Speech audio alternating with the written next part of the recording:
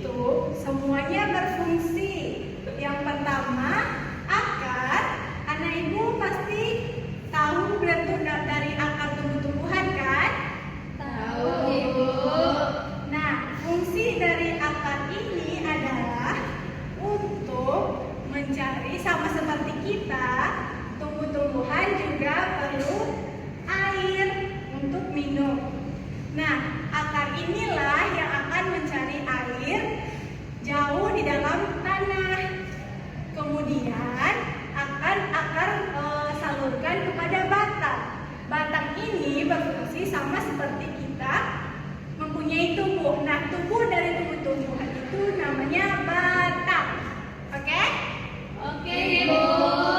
Nah, yang ketiga, di tumbuh-tumbuhan ini ada yang spesial loh, yaitu daun. Kenapa spesial? Karena di daun ini tumbuh-tumbuhan bisa memasak.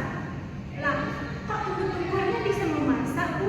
Iya, tumbuh-tumbuhan itu makannya dari sinar matahari. Nanti diproses di bagian daun. Nah, hebat kan? Hebat, Ibu. Kemudian ada yang namanya biji. Nah, sebelum terjadinya dimakan buah yang manis seperti rambutan, buah itu berbentuk terlebih dahulu menjadi biji seperti yang digambar itu. Kemudian ada bunga setelah menjadi biji. Nanti ketika mendapatkan matahari yang cukup dan air yang cukup, maka biji tersebut akan berubah menjadi bunga.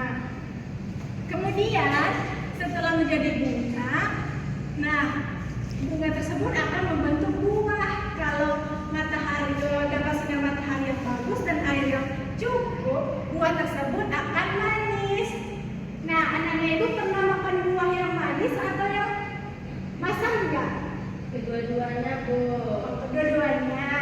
Nah, kira-kira kenapa ya terjadi buah masam dan buah yang manis? Ayo, siapa yang tahu? Ibu jelaskan tadi. Kalau anak ibu masih kurang paham, baik ibu akan jelaskan lagi ya. Kenapa ada tumbuhan itu yang layu atau mati? Itu karena tumbuhan tersebut tumbuh tidak mendapatkan cahaya matahari yang cukup atau tidak disiram air. Nah, sekarang ibu tanya, di